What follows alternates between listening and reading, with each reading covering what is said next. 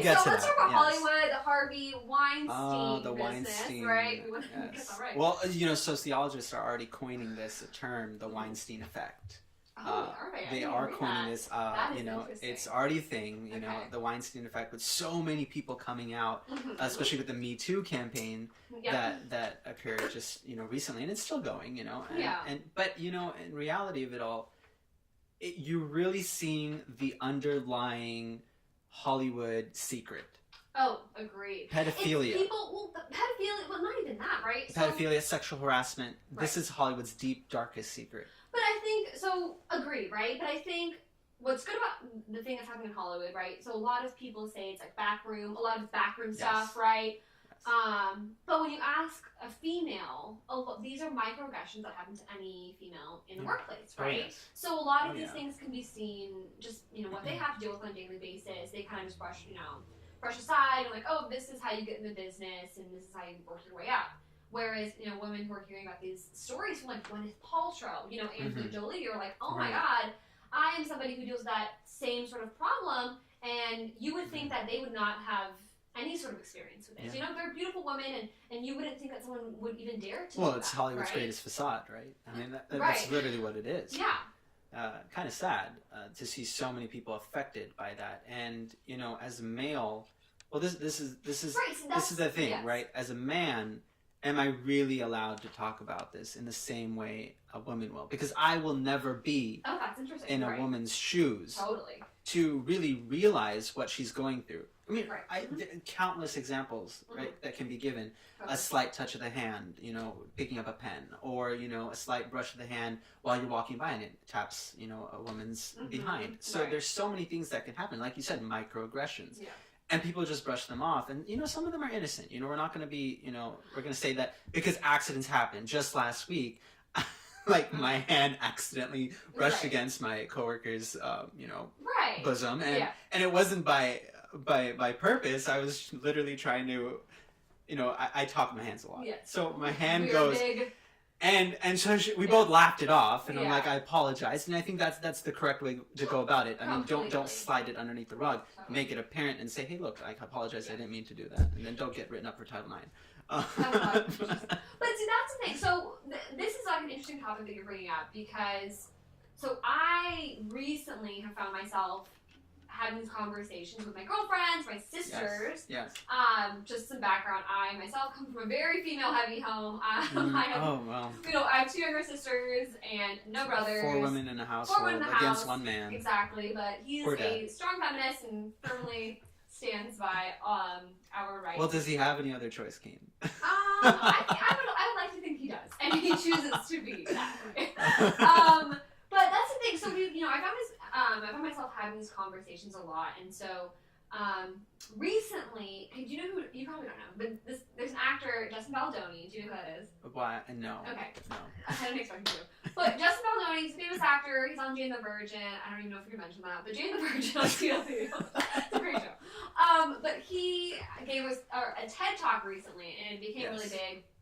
It was all over Facebook this week. And it's such an interesting talk, because he is talking about how men have a duty to speak up, especially in these conversations, and hold each other accountable, because he talks about how are we sensitive enough to show our emotions, sympathize with women, especially when you're the person where the fingers are being pointed towards, you know? Right. And then he talks about, we want it to be a comfortable environment for people to feel comfortable enough to speak up when there's an uncomfortable situation that they've been in.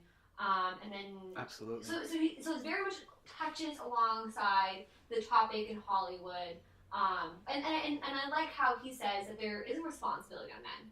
That, Oh, yes. Because you're included in it, right? Like, I think... If you don't say anything, what's that quote where they say if you're silent, then you take the side of the oppressor. Yeah, well, that's definitely not the quote. I didn't want to get that right, but it's fine. But it's very much, yeah. I think you have a very valid point. And along those lines, men and women have, obviously, when we talk about sexual harassment, men have been perpetrators for decades. We're talking about hundreds of years. We're talking Right. about thousands of years, even if I can go there. So we're talking about years and years and years and years and years, right? Totally. And right now, if we want to call it the Weinstein effect, Yeah. we're really approaching the year of reckoning. It really looks so, right? Yeah, I found that interesting too. Yeah. And this is when women are now playing a larger role, being comfortable and coming out, because now the aroma, or if I can call it that, the environment has shaped itself for women to be hopefully comfortable enough to come out with such experiences, Totally. to kind of get over their own hurdles in life, because this plays a traumatic. I mean, if you talk to someone who's been a victim, this is very traumatic in their life. Oh, completely.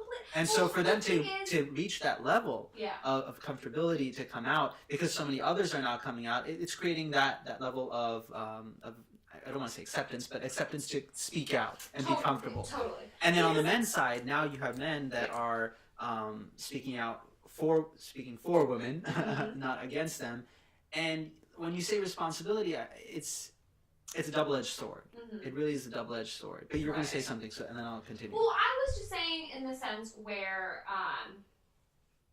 it's difficult to come forward and talk about your story, right? Yeah. And there's so much at risk, Absolutely. right? So let's say you're risking, being fired from your current position, and then let's say, you take legal action, that will be on record, and then if it gets media, Right. that's another thing. So you will be labeled, or you will be recognized simply for that one instance or what happened to you, right? Exactly. And not based on merit or anything like that. So that's also a deterring factor where women are like, you know what, I don't want to go through that. I'd rather just forget about it and keep going. But also, that's a little terrifying because there are men out there who think, this is okay. This is okay to treat people this way. Right. And we'll continue. There's a man in the along Oval Office who. We will go into that. We'll, Yes. we'll definitely get into that. But the irony of Al Franken's resignation. We will go into that. But I don't know if you saw. I mean, you probably did. But how Trump had come forward and said that he was the runner-up, and all this Right. stuff, and whatever. And Trump, the Times came out and they were like, no, he wasn't. No, he wasn't. And it's funny because the irony of it all is that they're silence breakers. So there's just no way that Trump was supposed to be the runner-up when this man pretty much has alienated these people or these victims, And so I think that's interesting. It was an interesting argument, and so I think a lot of these stories that are being shared. Can we just talk about? Well, before we get into it, Yes. let's talk about this cover. Okay. Let's hear This cover is just so powerful. it. Oh, agree. You can see the look of sincerity and emotion in their eyes. And I mean, I'm not going to try and say this as an artist, but it's a very powerful image because you can see the look of sincerity, passion, and emotion. Well, the cool thing about this is when you look at, they're essentially taking back the power, right? That was taken originally from them. From them, exactly. And they're all dressed in black. Yeah, it's like so a part of them powerful. has died.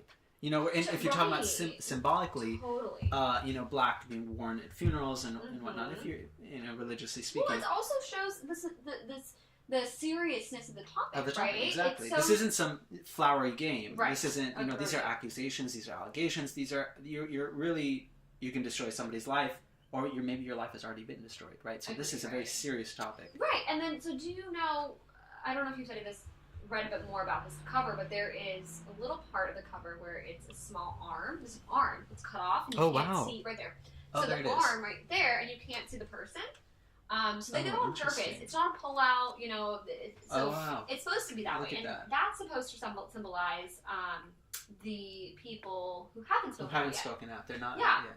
Oh, that's crazy. Yeah, isn't that interesting? And so that's the one thing. Because there are so many people. I would have also appreciated.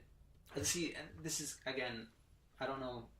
It would maybe have taken away from the silence breakers themselves, but there's also men involved. Oh, agreed. There are so many men that have in the been full list of people. exactly, especially in Hollywood. Agreed. Especially in Hollywood. What was I don't want to get the actor's name correct. I got this wrong originally. Was it? It was Terry Crews. Terry Crews. Yes. So we had mentioned him before when we were talking about this before we started filming, and he had come forward and had voiced his story, and his story was that he had been sexually molested, harassed right, or groped, and not just a word, at a Hollywood party. Yes. And he said that he stayed silent because he didn't want to be the aggressive black male in the room, which is so disheartening to hear that, oh my God, you would feel as, this is terrible, you know, and you feel, and for me, at a certain point, I would hope that as soon as something that would happen to me or anyone, that they would just be discussed and be like, this is not okay, and voice their opinion right away, you know, and stop that behavior. But there's so many things, there's so many factors you don't even consider, right? Like, again, like if you're in a job place, you could lose your job, and let's say, like, if someone is not in a financial sort of stable position. Or you're just trying to get further in your career. How many times, right? Like, what do you mean? Like, for example, there have been, I'm forgetting, there was just a recent actor, he's a little older right now, and a buddy of his had committed suicide over this, and they were sexually molested by Hollywood producers and directors, and it was a thing. It was a thing. Like, they were, speaking of who we were just talking about, Terry Crews, but they were molested by several people in the Hollywood scene, and they stayed silent because obviously they were being paid to get further in the career. They were given acting positions, and so I wish I'm trying to come up. But this kind of goes back to this whole Harvey Weinstein business. It's like it's so how do I say this? It just has roots in everywhere almost, right? Yes. And I remember one of the biggest parts of it when it came out was Matt Damon, and who is the other big actor? Ben Affleck. Ben Affleck. Yes. Who are really good friends with Harvey Weinstein, and they, you know, they've been friends with him for a long time. They've worked with him on many projects, but they knew. They have heard of his behavior. They stayed silent. Yes, they stayed silent. Not even silent. Cover it up. The New York Times, I believe, there was a journalist who was going to break a story about Harvey Weinstein a long, long time ago. And Matt Damon and Ben Affleck reached out and shut the story down. Yeah. Like, literally was like, don't print it, whatever. I don't know what kind of story. Here's a food for thought. Why has there been so much silence over the years when people wanted to come out with this years ago? Well, I think... And why now? Why the year 2017, right at the cusp of... Totally. So many... It's a couple of things, right? Right. And I think there was a point that I was going to make after this, but let me finish I have 2 points. Yeah, go ahead. So my first point is going back to the whole how men have a responsibility, right? Because if we look at Matt Damon and Ben Affleck, they clearly didn't feel responsibility towards women, right? They didn't. Right. They are friends with Harvey, and if it's one of their friends, they see their loyalty towards that, right? But at the same time, when you put yourself in the position of women who are being affected by this, and let's just be clear, women aren't the only people being affected. I shouldn't just say women. All the victims who are being abused in this way, everyone has a responsibility to do right by them. And because you would hope that someone would do the exact same thing for you, right? Again, yes, even Kevin Spacey. One of my favorite actors from House of Cards. I mean, how many times have we talked about his acting and, you know, his wow, you're just quite a busy woman today, aren't you? That was a very heartbreaking story to hear. Right. That Kevin Spacey went through that. But see, now this comes into a very delicate topic, because now you have to talk about the homosexual culture as well. And by that I mean how many times an older man has sexual relations with an underage boy. But I don't. And this is even, having a lot of friends who are in that culture. I can't tell you how many times this happens. Totally. But that's because I think that distinction is not even important, because I think it's regardless if you're a male, you're a female. If someone is doing something you have not consented to, it's wrong, right? Regardless if you're a man or a woman. Do you feel that, and so obviously we're going to play devil's advocate here. I'm not saying that I agree with these people that carry that opinion, but do you feel that some of these people just are doing it when at the time they were comfortable, they were okay with it, and now, amidst all these allegations occurring amongst so many other prominent people in our world, in our generation, they're just coming out and saying, oh yeah, he also sexually assaulted me, he also did this. And then a lot of these prominent individuals are saying, well, I don't remember it being that way. So how do you tell the difference, right? Because remember, and we're going to get into this, these are allegations. For many of them, some of them they're very, they're Totally, foolproof. yeah. Like it's been proven Right. that. Yeah, there's pictures. There's pictures, exactly. Yes. But then for some people, it's like these are just allegations, Right. and now they're withstanding the the storm of social media, of feminism, of media networks. So what's the truth? I feel like it's so blurred, I as agree well with that, as how you're right. I think so. This is the thing I kind of tread carefully on because I think it's so difficult to come forward. Yes. So in my mind, as much as I understand that these are allegations, at the same time, I believe that it's very difficult for a victim to talk about their story. Oh, absolutely. You're already reliving it, I'm sure, in your own space, and then to have to relive it in a sense we're telling the story all over again is very difficult. So in my mind, I would not imagine someone to fake that, right, or to make it up. So for me, it's like I am going to say that just on better judgment, like I would not hope that anyone would do that. And I believe all these victims. I think it's better to believe somebody than not, because I want to produce a culture where we believe these victims, right? Because we want it to be easier. It's already so hard that, shame comes along at sometimes. Sometimes they blame themselves, which is so wrong. But also the not policy of innocent until proven guilty, right? I agree, right. Like, for example, Al Franken. Yes. I would have loved to have seen the ethics committee actually look into what was going on amidst these allegations. For him to resign, there's so much politics behind that. But Al Franken, for example, I would have loved to have seen the ethics committee actually do their job. No, I really hear his side of the story. You're going with that, but I think it's very difficult, and it's also a very it's a thin line you can cross, because that can deter people. And I definitely, for me, I sit on the side. I definitely am very clear on where I sit on this. I think I rather encourage a environment where people feel comfortable to come forward. So I'd rather be like, these are allegations, but I believe these people. I'm not necessarily saying, that person is lying. Is not even lying, but I'm saying more in the sense the accuser is completely guilty, but I'm saying that sometimes I even see differently in my head, right? That the accuser is not even relevant in the story. It's more so about the victim, and she's going to tell her story. And there are two sides. Because, look at Roy Moore, one of her accusers. She said, I forged part of the note in the yearbook. Okay, well, I would have completely believed you. Right.